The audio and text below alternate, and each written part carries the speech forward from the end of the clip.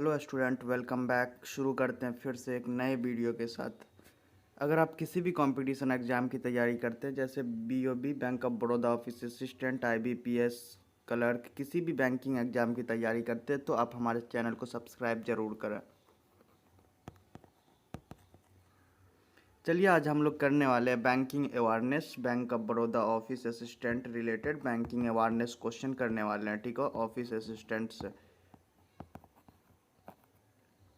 चलिए शुरू करते हैं। Question number 1, Which of the following is not a negotiable instrument under the Negotiable Instrument Act 1881? निम्नलिखित में से कौन 1881 अधिनियम के तहत एक परक्रामयी लिखित नहीं है? Option A cheque, option B promissory notes, option C bill of exchange, option D fixed deposit receipt.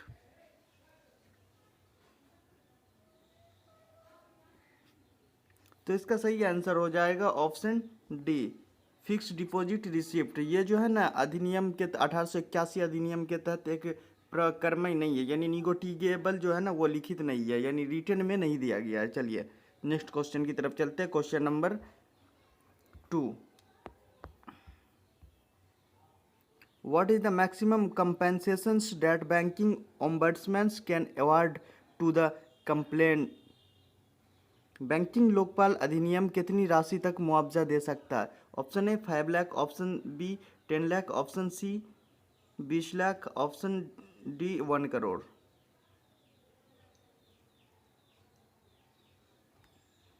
तो आपको बताना है कि बैंकिंग लोकपाल यानी बैंकिंग ओम्बड्समैन जो है ना वो अधिकतम कितनी राशि मुआवजा के तौर पर दे सकती है, मैक्सिमम कितने रुपया मुआवजा के लिए दे सकते हैं। तो इसका सही आंसर हो जाएगा ऑप्शन सी, यानी 20 लाख। चलिए नेक्स्ट क्वेश्चन की तरफ चलते हैं। Question number 3, what does the terms moral suasions mean in monetary policy? मौद्रिक नीति में मॉरल सुएशन का क्या अर्थ है? Option A use of interest rate, option B statutory controls, option C informal persuasions by RBI, option D foreign investment regulation. तो आपको बताना है कि मॉरल यानी मॉनेटरी पॉलिसी का मॉरल सेशन का क्या अर्थ है, ये बताना आप लोग को। बताइए सभी लोग। तो इसका सही आंसर हो जाएगा option C, informal persuasions by RB, informal persuasions by RB, option C. चलिए नेक्स्ट क्वेश्चन की तरफ चलते हैं। Question number 4, which of the following is not a part of tier 1 capitals under Basel norms? Basel मानदंडों के तहत निम्नलिखित में से कौन सा टीयर 1 पूंजी का हिस्सा नहीं है? Option A paid up equity, option B reserves and surplus, option C subordinated डेब्ट, ऑप्शन डी कैपिटल रिजर्व्स। तो आपको बताना है कि बैसल मानदंडों के लिए कौन ऐसा फर्स्ट टीयर की पूंजी का हिस्सा नहीं है। टीयर 1 जो है ना उसका पूंजी का हिस्सा नहीं है, कैपिटल का हिस्सा नहीं है। कैपिटल मीन्स पूंजी होता है, उसका हिस्सा नहीं है। तो इसका सही आंसर हो जाएगा ऑप्शन सी, सुबरडिनेटेड डेब्ट, ऑप्शन सी। चलिए नेक्स्ट क्वेश्चन की तरफ चलते हैं। Question number 5, what is positive pay system introduced by RBI? RBI द्वारा शुरू की गई पॉजिटिव पे सिस्टम क्या है? Option A online money transfer, option B cheque transactions technique, option C fraud prevention mechanism for cheques, option D credit scoring tools. तो आपको बताना RBI द्वारा जो जारी किया गया, शुरू किया गया था पॉजिटिव पे सिस्टम, उसका जो है ना पॉजिटिव पे सिस्टम वो क्या है वो बताना आप सभी लोग को। बताइए सभी लोग। तो इसका सही आंसर हो जाएगा option C, fraud prevention mechanism for cheques, option C. यानी आरबीआई जो शुरू किया गया था पॉजिटिव पे सिस्टम, उससे जो है ना फ्रॉड प्रिवेंशन यानी फ्रॉड को रोका गया, और मैकेनिज्म फॉर चेक्स, ठीक है, चेक्स के लिए।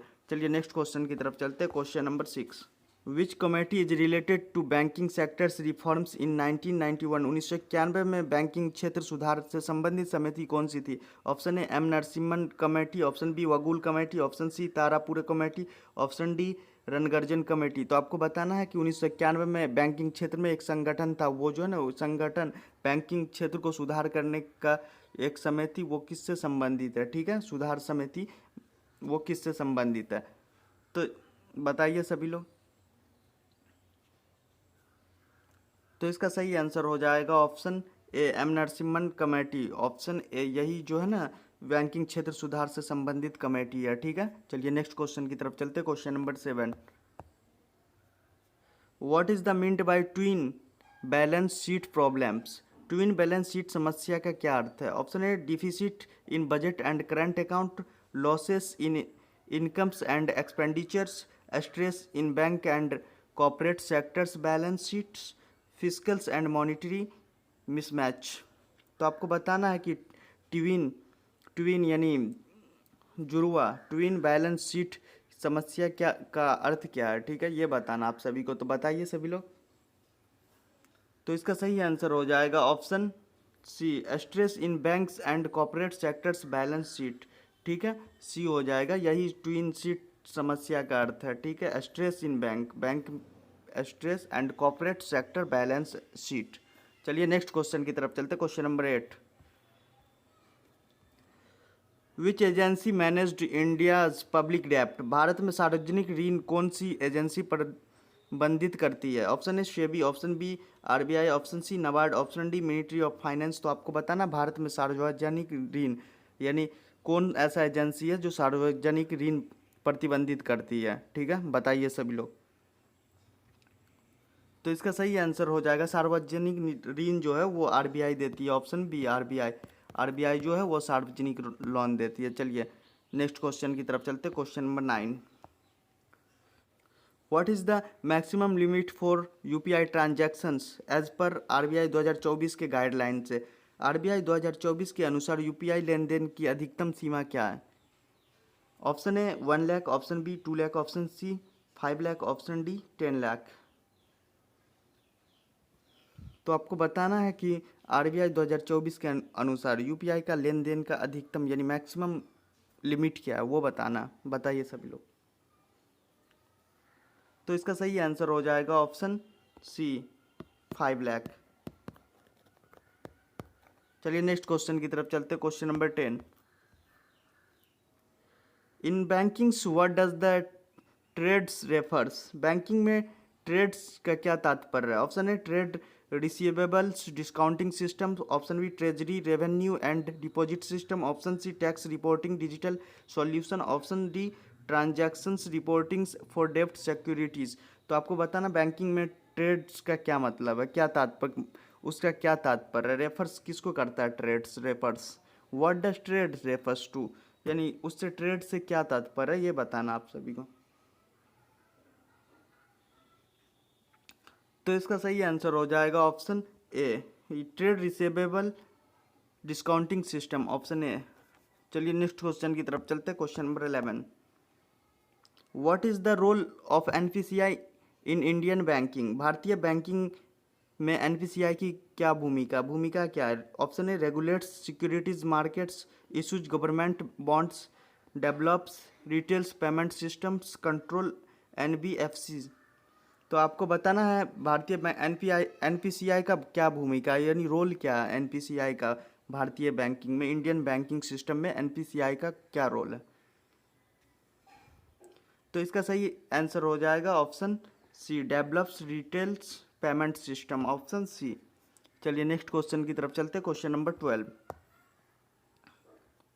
What is the minimum capital required for a payment bank in India? Bharat में एक पेमेंट बैंक के लिए न्यूनतम पूंजी की आवश्यकता क्या है? Option A 50 crore, option B 100 crore, option C 200 crore, option D 500 crore. तो आपको बताना है कि भारत में जो है ना पेमेंट बैंक्स यानी कोई भी पेमेंट्स बैंक जो है जैसे Airtel payment bank, Jio payment bank, India Post payment bank, इसके लिए न्यूनतम पूंजी की आवश्यकता क्या होती है, क्या है मिनिमम कैपिटल, ये बताना आप सभी को। तो इसका सही आंसर हो जाएगा ऑप्शन बी यानी 100 करोड़। चलिए नेक्स्ट क्वेश्चन की तरफ चलते हैं। Question number 13, which bank was the merge with bank of Baroda in 2019? यानी 2019 में किस बैंक का विलय बैंक ऑफ बड़ौदा में हुआ? Option A, Punjab and Sind bank, option B, Dena bank, option C, Canara bank, option D, IDBI bank. तो आपको बताना है कि 2019 में किस बैंक का जो ना मर्ज जो है वो बैंक ऑफ बड़ौदा के साथ हो गया था मर्ज। बताइए सभी लोग। तो इसका सही आंसर हो जाएगा ऑप्शन बी, देना बैंक। ये जो है ना बैंक मर्ज होके वो बैंक ऑफ बड़ौदा से मर्ज हो उसके साथ जुड़ गया था। चलिए नेक्स्ट क्वेश्चन की तरफ चलते, question number 14। What does shadow banking refers to? Shadow banking किसे कहते हैं? Option A offshore banking, option B banking by non banking financial intermediaries, option C banking in rural areas, option D fraudulent banking. तो आपको बताना shadow banking यानी shadow bank किसे कहते हैं बैंकिंग। तो इसका सही आंसर हो जाएगा shadow banking is banking by non banking financial intermediaries. ये शैडो बैंक हो गया option B, banking by non banking financial intermediaries. इसको इसी को शैडो बैंक कहा जाता है। ठीक है, बैंकिंग हो या नॉन बैंकिंग हो, फाइनेंशियल इंटरमीडिएट होता रहता है उसके द्वारा, बैंकिंग के द्वारा या नॉन बैंकिंग के द्वारा। चलिए नेक्स्ट क्वेश्चन की तरफ चलते, question number 15। What does camels rating system evaluate? Camels rating system किसका मूल्यांकन करता है? Option A corporate governance, option B bank performance, option C loan difficult ratio, option D stock market trend. तो आपको बताना है कि कैमल्स रेटिंग है, ठीक है, रेटिंग सिस्टम है, वो किसका मूल्यांकन करता है। तो इसका सही आंसर हो जाएगा ऑप्शन बी, बैंक परफॉर्मेंस। ये जो है ना बैंक परफॉर्मेंस का रेटिंग करता है, ऑप्शन बी। चलिए नेक्स्ट क्वेश्चन की तरफ चलते हैं, question number 16। Which is India's first digital only bank? भारत का पहला केवल डिजिटल बैंक कौन सा है? Option A Kotak Mahindra bank, option B Airtel payment bank, option C Neo X, option D Jana bank. तो आपको बताना है भारत का पहला डिजिटल बैंक कौन सा है, बताइए सभी लोग। तो इसका सही आंसर हो जाएगा ऑप्शन सी, नियो एक्स। चलिए नेक्स्ट क्वेश्चन की तरफ चलते हैं, क्वेश्चन नंबर 17।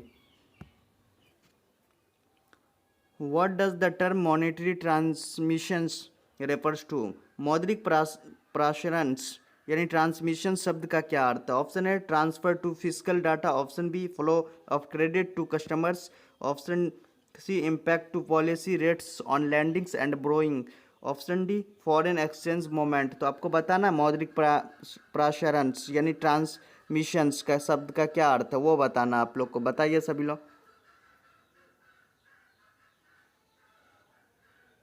तो इसका सही आंसर हो जाएगा option C, impact of policy rates on lendings and borrowings.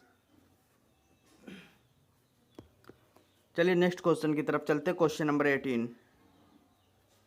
What is the terms for bank with global operations and systematics importance? वैश्विक संचालन और प्रणालीगत महत्व वाले बैंकों को क्या कहा जाता है? Option A systematical importance banks, option B basis banks, option C global financials banks, option D GSBI। तो इसका सही आंसर हो जाएगा ऑप्शन डी, जी सिप्स। चलिए नेक्स्ट क्वेश्चन की तरफ चलते, question number 19। What does IFSC code identify? IFSC code किसकी पहचान करता है यानी आइडेंटिफाई करता है? Branch and banks for NEFT RTGS, यानी option B customer accounts, option C loan accounts, option D ATM machine. तो आपको बताना है कि IFSC कोड से किसकी पहचान होती है, बताइए सभी लोग। तो इसका सही आंसर हो जाएगा ऑप्शन ए, यानी ब्रांच और बैंक फॉर NEFT, यानी ब्रांच और बैंक का जो है ना पहचान करता है वो IFSC कोड, ब्रांच कहाँ का है और बैंक कहाँ का, ये IFSC कोड से ही पहचान होता है, ऑप्शन ए। चलिए नेक्स्ट क्वेश्चन की तरफ चलते, question number 20। Which bank launched YONO digital platform? YONO digital platform किस बैंक द्वारा शुरू किया गया था? ऑप्शन ए PNB यानी Punjab national bank, option B ICICI bank, option B SBI, option D HDFC। तो आपको बताना है कि योनो डिजिटल प्लेटफॉर्म है वो किस बैंक के द्वारा शुरू किया गया था।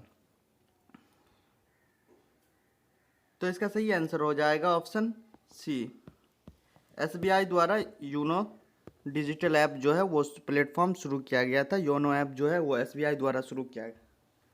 चलिए नेक्स्ट क्वेश्चन की तरफ चलते हैं, question number 21। What does the term impaired assets mean in banking? Banking में इम्पेयर्ड एसेट का क्या मतलब है? Option A fully repaired loans, option B loans under EMI, option C loans unlikely to be recovered, option D investments in gold. तो आपको बताना banking में impaired assets का मतलब क्या है, ये बताना। तो इसका सही आंसर हो जाएगा option C loans unlikely to be recovered. Option C यही मतलब होता है इम्पेयर्ड एसेट का मतलब। चलिए नेक्स्ट क्वेश्चन की तरफ चलते हैं। क्वेश्चन नंबर 22,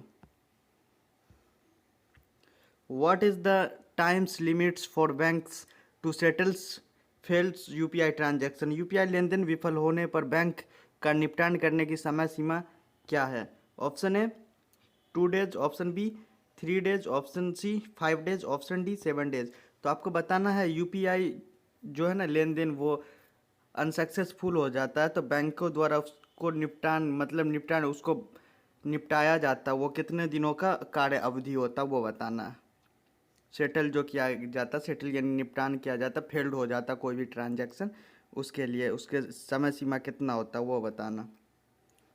तो इसका सही आंसर हो जाएगा ऑप्शन ए 2 डेज इसका समय सीमा है। जो 2 डेज में जो है ना सेटल फेल्ड जो है ना यूपीआई ट्रांजैक्शन उसको सेटल कर दिया जाता है। चलिए नेक्स्ट क्वेश्चन की तरफ चलते हैं। Question number 23, which act empowers to RBI issues directions to banks? कौन सा अधिनियम आरबीआई को बैंक को निर्देश देने का अधिकार देता है? Option A RBI act 1934, option B banking regulations act 1949, option C negotiables instruments act 8081, option D companies act 2013। तो आपको बताना है कि आरबीआई बैंकों को निर्देश देने का अधिकार किसको, अधिनियम जो है ना, कौन सा अधिनियम आरबीआई जो है ना बैंकों का जो निर्देश देता है वो किसके पास है, कौन सा एक्ट है? तो इसका सही आंसर हो जाएगा option B banking regulations act 1949, option B. चलिए नेक्स्ट क्वेश्चन की तरफ चलते। Question number 24, what is net interest margin? Net interest margin का क्या होता है? Option A profit from trading, option B interest incomes minus interest expense, option C fee based income, option D operating expense. तो आपको बताना है net interest margin क्या होता है, नेट इंटरेस्ट मार्जिन उसे हम क्या कहते हैं वो बताना।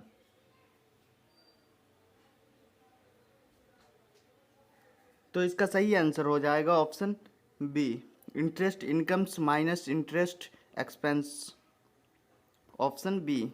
चलिए नेक्स्ट क्वेश्चन की तरफ चलते हैं। क्वेश्चन नंबर 25,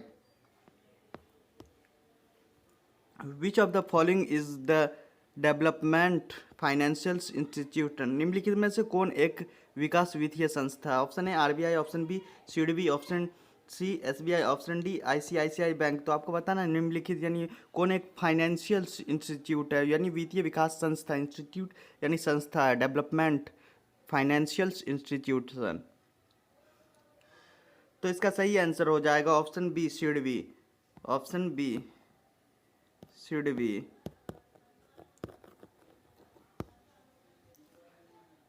सीडबी का फुल फॉर्म हो जाएगा स्मॉल इंडस्ट्रीज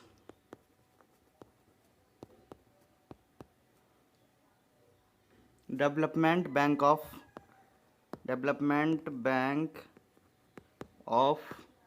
इंडिया, यानी ये सीडबी का फुल फॉर्म हो गया। चलिए तो ये सीडबी विकास डेवलपमेंट फाइनेंशियल इंस्टीट्यूशन जो है वो सीडबी है, ठीक है। तो आज का सेशन यहीं कंप्लीट होता है। अगर ऐसे ही हर रोज़ नए वीडियो के साथ आप बने रहना चाहते हैं तो आप हमारे चैनल को सब्सक्राइब जरूर करें। मिलते हैं अगले वीडियो में, तब तक के लिए थैंक यू।